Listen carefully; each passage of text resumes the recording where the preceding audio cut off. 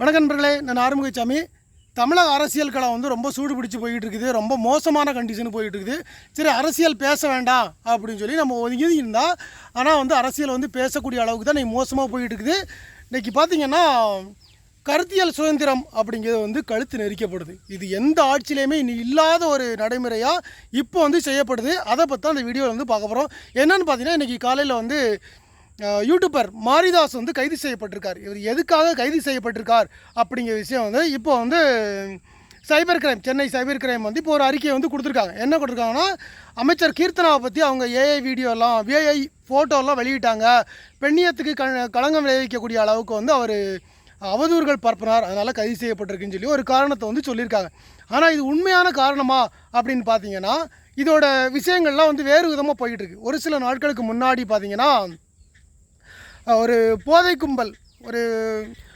கும்பலை பற்றி அமலாக்கத்துறை வந்து ஒரு அறிக்கை வந்து வெளியிடுறாங்க. அதை என்னென்னு பார்த்தீங்கன்னா, ஜான் பிரிட்டோ அப்படிங்கிற நபர் வந்து ஹவாலா பயணத்தை வந்து கையாளுறதா குற்றச்சாட்டு இருக்குது. அவரை வந்து நாங்கள் தேடிக்கிட்டு இருக்கோம் அப்படின்னு ஒரு அறிக்கை வந்து வருது. இதை பற்றி எங்கேயாவது நியூஸ் இருக்கான்னு பார்த்தீங்கன்னா, ஒரு 2 நாளைக்கு முன்னாடி இதை பற்றி எந்த நியூஸுகளுமே எங்கேயுமே இல்லை. நேற்று வந்து ஒரு ஃபேஸ்புக்கில் வந்து ஒரு சின்ன ஒரு நியூஸ் வந்து வர ஆரம்பிச்சிது.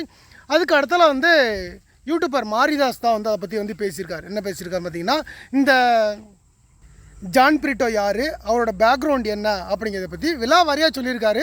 நமக்கு அதுக்கு முன்னாடி வந்து நிறையா இதை பற்றி ஆதாரபூர்வமாக கோர்ட்டில் இருக்க கேஸ் விஷயங்கள்லாம் நம்ம வந்து எடுத்து பார்த்துருக்கோம்.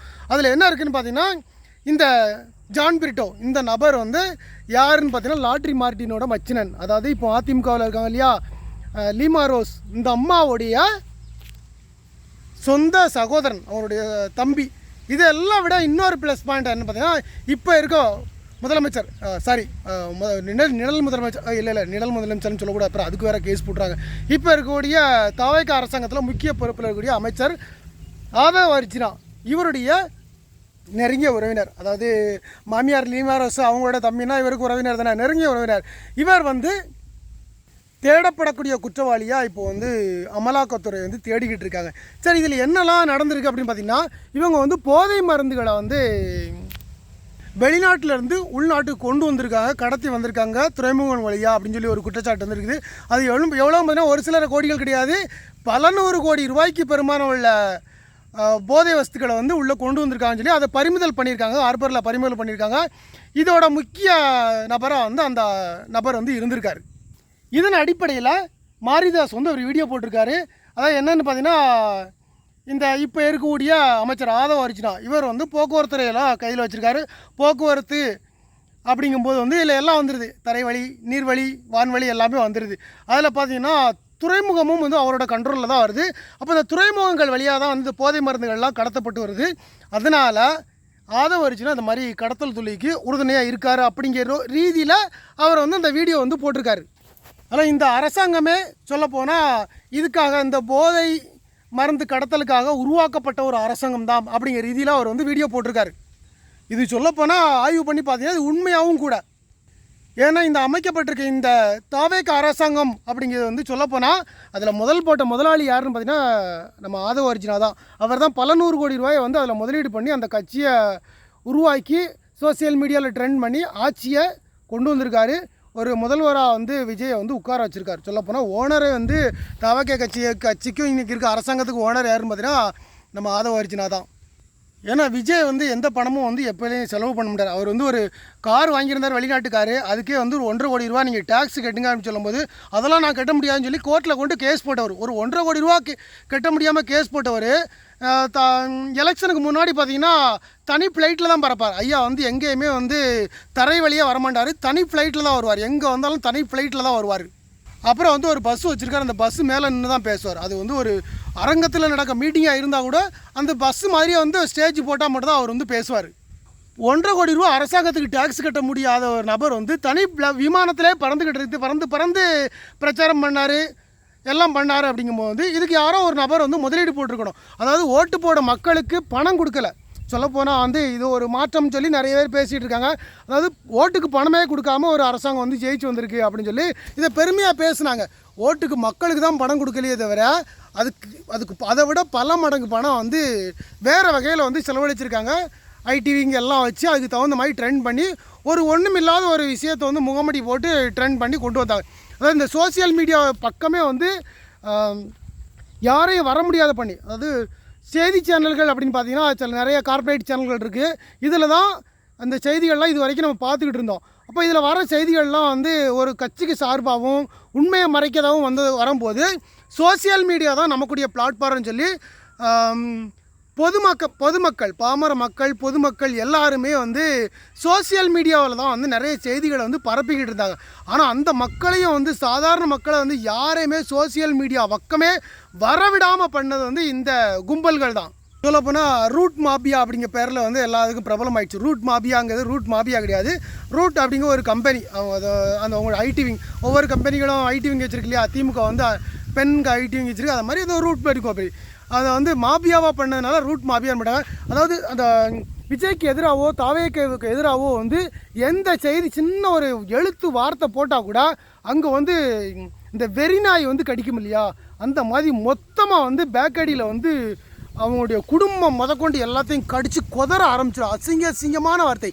இந்த சோசியல் மீடியாவே வந்து வெறுக்க வச்சது வந்து இந்த கும்பல்கள் தான். அசிங்கமாக வார்த்தையை போட்டு அவனை அந்த போஸ்ட்டை டெலீட் பண்ண வச்சுருவானுங்க. இந்த மாதிரி வந்து இப்போ அண்ணாமலைக்கு ஒரு குரூப் வந்து உருவாகியிருக்கு. அதை பற்றி நம்ம அடுத்தால பேசலாம்.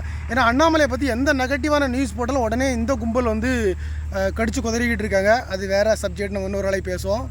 இந்த ரூட் மாபியா வந்து இந்த மாதிரி போட்டு எல்லாத்தையும் குழப்பி அடித்தாங்க. அதனால் சோசியல் மீடியா பக்கமே யாருமே எந்த போஸ்ட்டுமே போடுறது, நெகட்டிவான நியூஸ்கள் இந்த அரசாங்கத்தை பற்றி நெகட்டிவ் யாருமே எதுவுமே போடுறதே கிடையாது.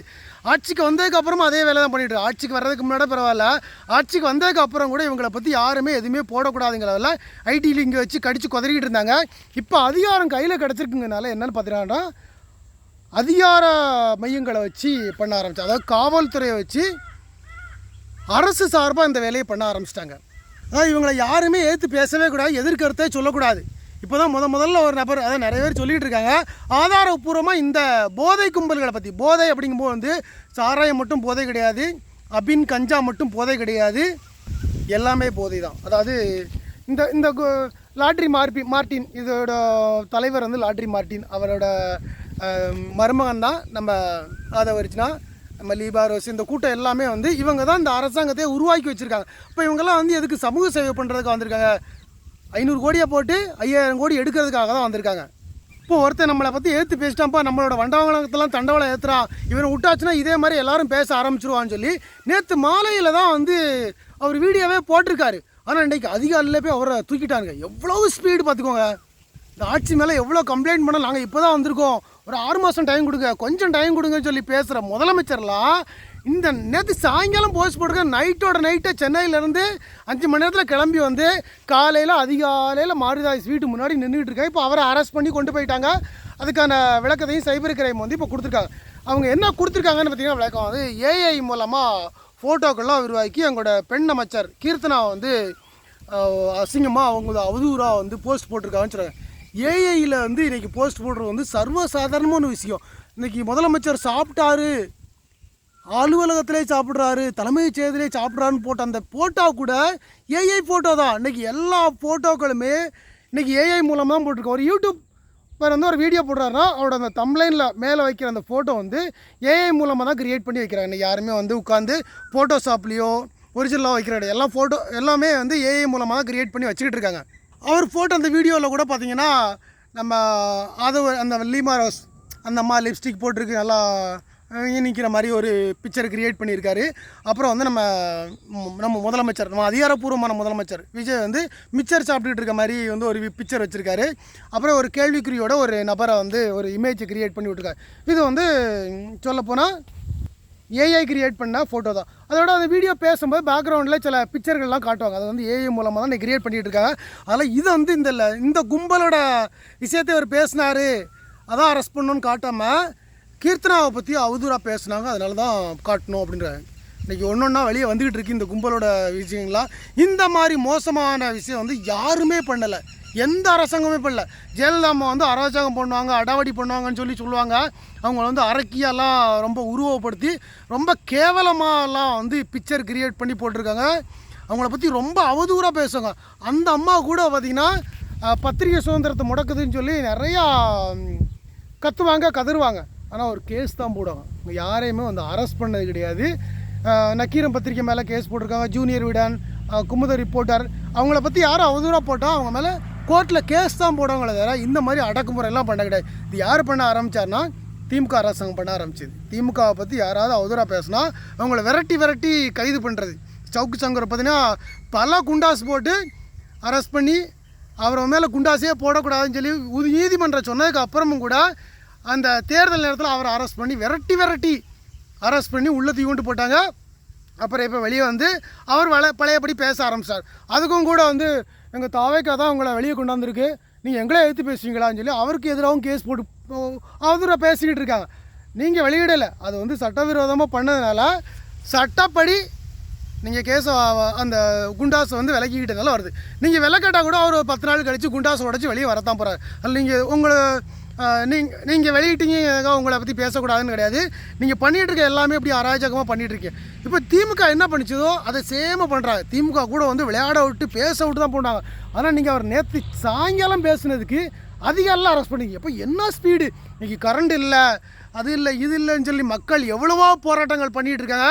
எல்லாத்துக்கும் 6 மாதம் டைம் கேட்க இந்த அரசாங்கம் இவ்வளோ ஸ்பீடாக வந்து ஒரு நபரை வந்து அரெஸ்ட் பண்ணுறாங்க, கருத்து சுதந்திரத்தை முடக்கிறாங்க. இப்போ நீங்கள் வந்து மாற்று சக்தி அப்படின்னு சொல்லி நீங்கள் வந்ததுக்கும் இப்போ நீங்கள் பண்ணிகிட்டு இருக்கக்கும் எந்த பெரிய வித்தியாசமும் கிடையாது. அதை விட மோசமான சக்தியாக தான் நீங்கள் இருக்கீங்க. நீங்கள் தூய சக்தி கிடையாது, ஒரு கழிஞ்சடித்த சாக்கடை சக்தி. இனிமே எல்லாரும் பேசுவாங்க, நான் பேசியிருக்கேன். இனிமேல் வந்து எல்லாருமே உங்களை பற்றி உங்களோட வண்டவாளத்தை எல்லாம் வந்து தண்டவாளம் ஏற்ற தான் போகிறாங்க, நீங்கள் பார்க்க தான் போகிறீங்க.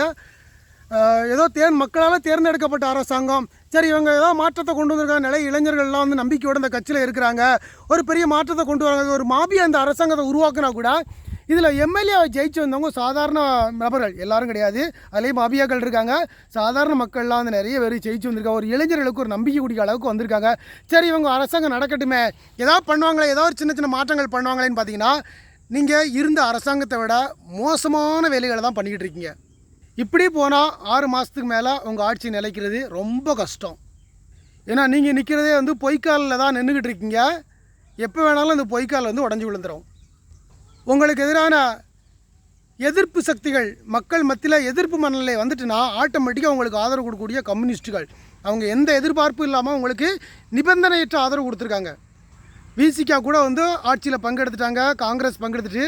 ஆனால் உங்களுக்கு 2 எம்எல்ஏவை கொடுத்த 4 எம்எல்ஏ கொடுத்துருக்க கம்யூனிஸ்ட் கட்சிகள் பார்த்திங்கன்னா எந்த விதமான நிபந்தனையும் உங்களுக்கு கொடுக்காம ஆதரவு கொடுத்துருக்காங்க. எல்லாம் மக்களாக செயல்படக்கூடிய கட்சிகள். அவங்க எந்த நிபந்தனையும் இல்லாமல் கொடுத்துருந்தா கூட மக்கள்கிட்ட உங்கள் அரசாங்கத்திற்கான ஒரு மனநிலை உருவாகும் போது அவங்க வாபஸ் வாங்கி தான் ஆக வேண்டியிருக்கும். அதனால் உங்களோட தவறுகளை திருத்திக்கிட்டு மக்களுக்கு ஏதாவது நல்லது பண்ணி நல்ல பேர் வாங்கன்னு நினைக்கிறேன். எவ்வளோ பெரிய விஷயம், எவ்வளோ பெரிய பதவி கிடச்சிருக்குது. யாருக்குமே கிடைக்காத ஒரு பதவி வந்து உங்களுக்கு கிடச்சிருக்குது. இதை வச்சுக்கிட்டு மக்களுக்கு நல்லது பண்ணி ஒரு பேர் வாங்குறதை விட்டுட்டு இவ்வளவு கழுசடத்தனம் பண்ணிகிட்டு இருக்கலாமா? முதலமைச்சரே, பொய்க்கால் முதலமைச்சரே.